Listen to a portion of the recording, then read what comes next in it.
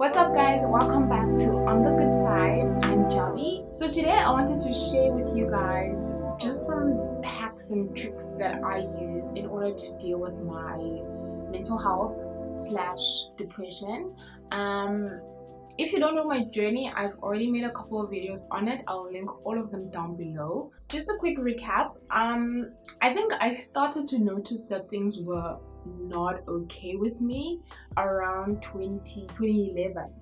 I would say those, like, I started feeling signs of, just imbalance, but I brushed it off thinking that, everybody's going through it, even though I didn't see anyone who was going through similar things. But I just thought it's like something that, I was dealing with or whatever. Fast forward a couple of years later, I remember one day collapsing in tears in my friend's office because I just couldn't deal with the emotions I was feeling at the time. I don't know if she remembers that, but I think I interrupted an appointment that she had and literally crept behind her desk, like laid on the floor and just cried. I just couldn't deal.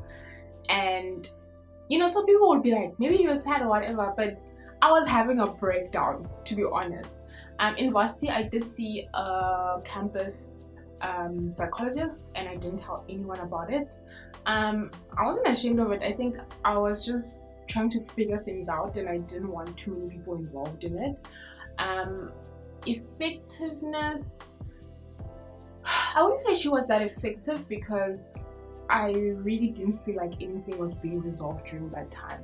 But another thing that I was also struggling with was just my relationship with my father at the time, and it was just a lot. But I think we mainly focused on that, and I don't think that is what brought me to actually have full-blown depression. Fast forward, I think to 2013, I remember that the year before, I actually didn't want to come back to university in 2014, but an opportunity came up and basically my mother forced me to go back to university. Anyway, so then what happened was, because I just couldn't deal with that, I remember that I used to take Wednesdays off just for crying or recreational purposes. I would either go to the mall, watch a movie by myself, or I would stay in my room, cry, and let it just run out. I remember that year was also the year that I started with these really powerful sleeping tablets, because I would stay awake for 3 days at a time and not be able to fall asleep at all, and yet still be able to go class focused. And I guess I wasn't focusing because I was just so tired, but I was there, I was engaging, and nobody knew anything was wrong with me. I don't even think my roommate knew that I literally watched her sleep and wake up for 3 days. And I really think that a time to have intervened would have been that year, or to take stronger measures, but I didn't take it seriously. I just thought maybe I'm too stressed out and everything. So yeah, looking back, I think a good time to have done something like more, would have been that year. Anyway, it doesn't matter. All right, fast forward. I started my first job, basically hated it, and it was just basically like survival of the fittest, like in that year. And I was just not coping. Like I was just always unhappy, always complaining. My energy was drained all the time, and sooner or later I just started not having any feelings at all whatsoever. I was just indifferent, and it hurt me so much, because of the fact that it was the first time I didn't know what to do with myself. I think before that, I think I was a serial planner. Like I liked knowing what I was going to be doing, but somehow I had no idea what was happening. Anyway, fast forward, I decided to leave that job because it was just hurting me like inside. And then I started at another job, but this was also the year when I looked for another therapist more seriously. The reason why that happened is because things just kept getting worse. Like it was just getting worse. Doesn't matter. Anyway, so I went to a therapist. Actually, this was my second one. The first one didn't work out. So this lady, if you watch my video, you would know that she didn't really help me in terms of like make me go back to normal. I think that's what I was looking for, But she did ask relevant questions that I think I didn't bother to ask myself because I accepted that they were part of life. But it turns out I was really bothered by some of the things, you know. I think my current relationships with the people in my life, I think those relationships are better because they're intentional. I mean, if you're in my life now, you're in my life because I want you there, not because I'm forced to have you. Like, you know, and I want other people to view me the same way. Like, I feel like if I'm in your life, I want it to be for a purpose, not because there's like empty space there. Do you know what I mean?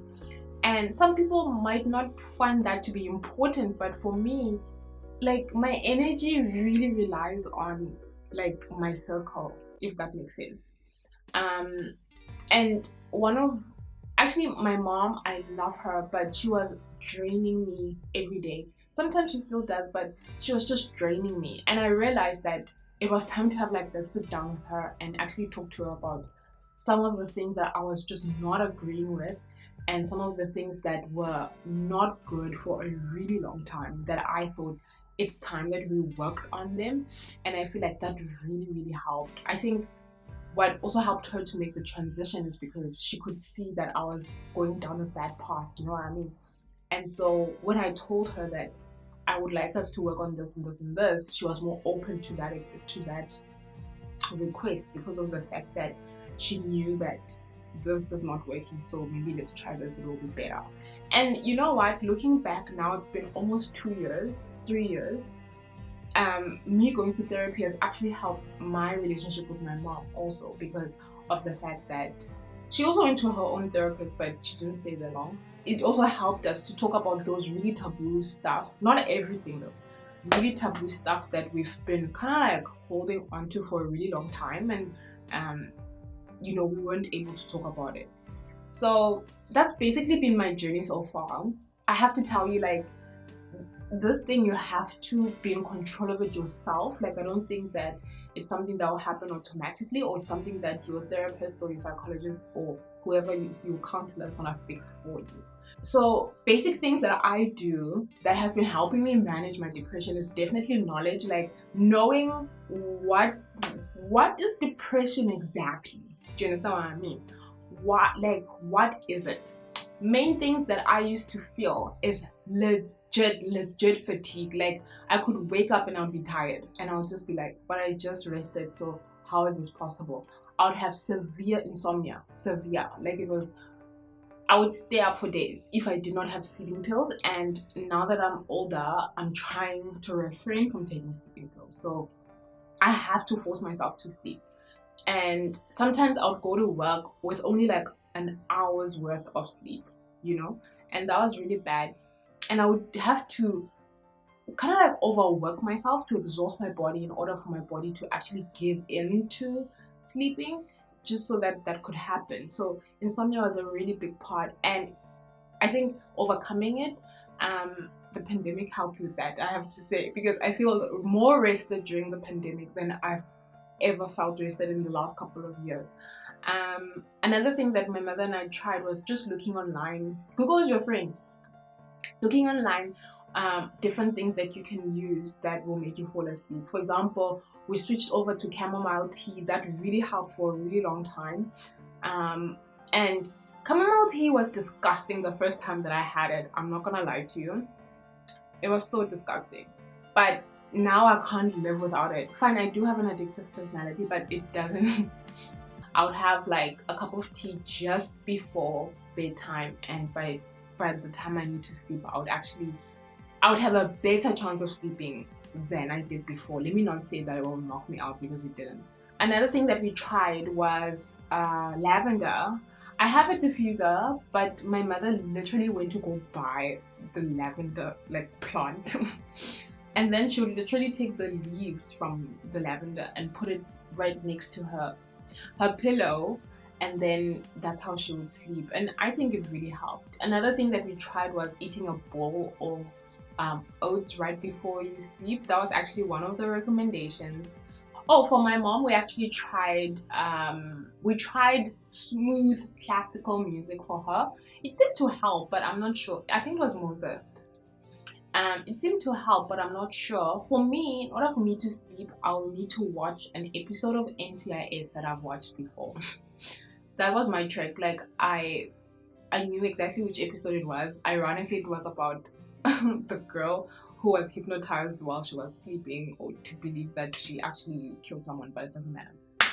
Another thing that we've also tried is, if you've watched my self-forgiveness video, basically it takes you through a process where you assign responsibility to yourself in order to deal with certain things that you might not be okay with. I feel like the body has a weird way of remembering certain things because your mind is quite strong. So even if you worked through something, the stress or the trauma of it, that's why there's PTSD, you know, because the trauma of it still remains in your body. That's why it can easily be triggered, whether it's by, you know, the five senses or whatever.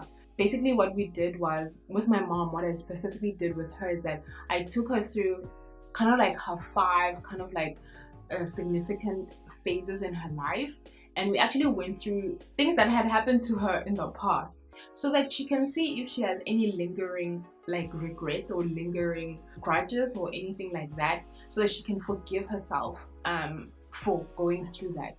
If you watch the video, you'll understand what I mean. So I feel like that really helped like tense things down. I feel like sometimes something can happen to you, you can brush it off because it's life and you can't control everything, but you'll find that it still bothers you like somewhere deep within your core, you know what I mean? So we went through that process, and I have to tell you, like the first few nights after that, she actually slept like a baby, and I told her that it's like a consistent thing that you have to do. So you can't forgive something once off and think that it's already gone. Like if you embark on a journey of forgiveness, you need to keep doing it. You need to keep telling yourself, I forgive myself for doing 1, 2, 3. I forgive myself for allowing this thing and this thing to happen to me. You know what I mean? Or you forgive God. Like I don't take offense to people who are angry with God, because I feel like sometimes it takes those emotions in order for you to be able to let go of something, because you need to assign blame. We're humans. I feel like it's a natural part of you know, life, and I feel like you need to go through it so that you can get past it. You can't just sweep it one side, you know what I mean?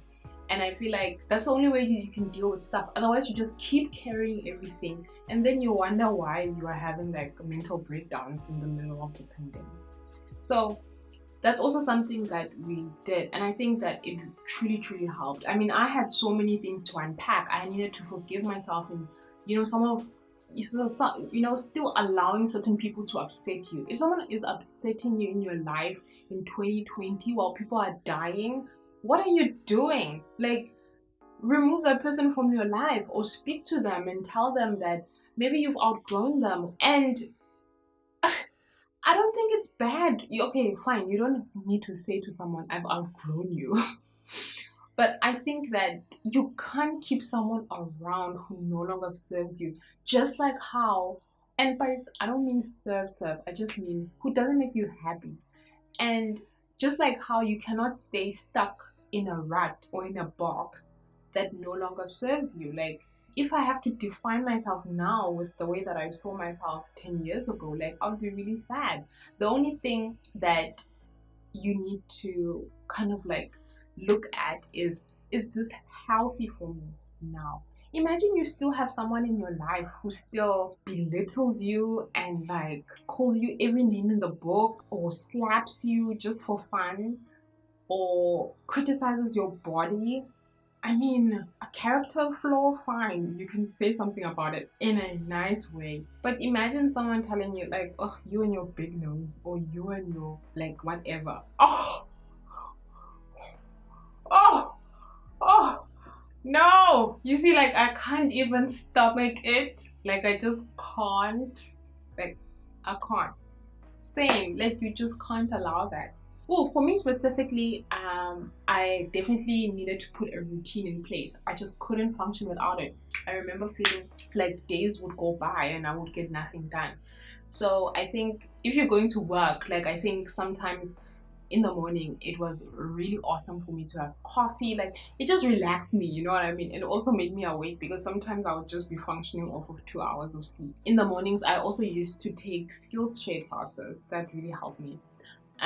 You know, it just kept my mind busy. Otherwise, you're just looking around and just finding things that can literally distract you, or kind of like fill your mind. The last thing that I would say really helped is finding the right people to talk to about your mental health.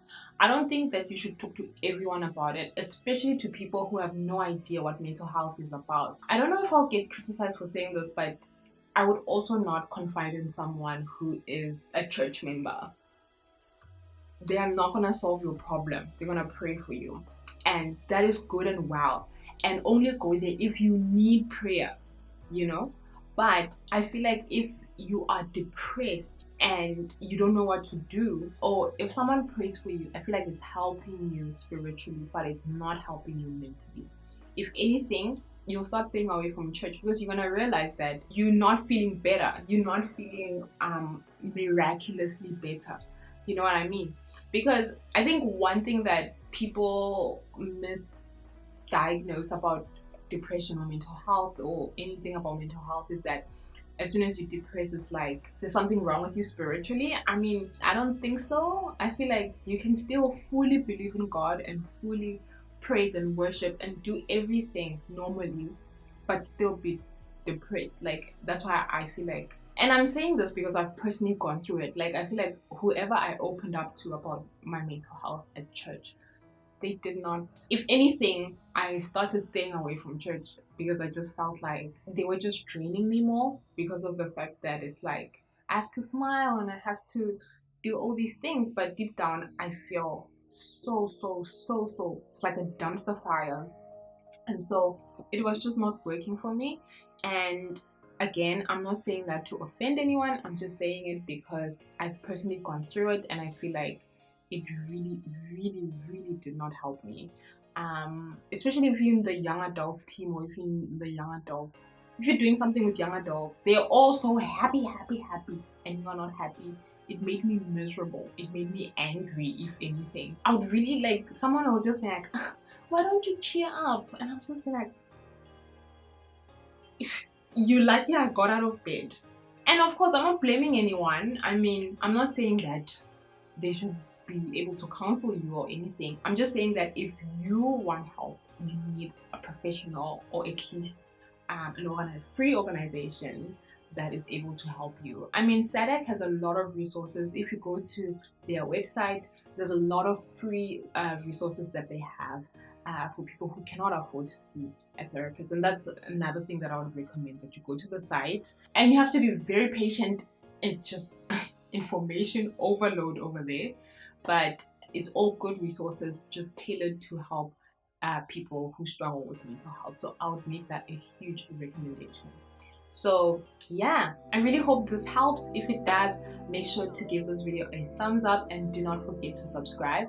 I want to grow this community so that we can talk about these things, and so if you have anything to say regarding this topic today, please put it in the comment section down below.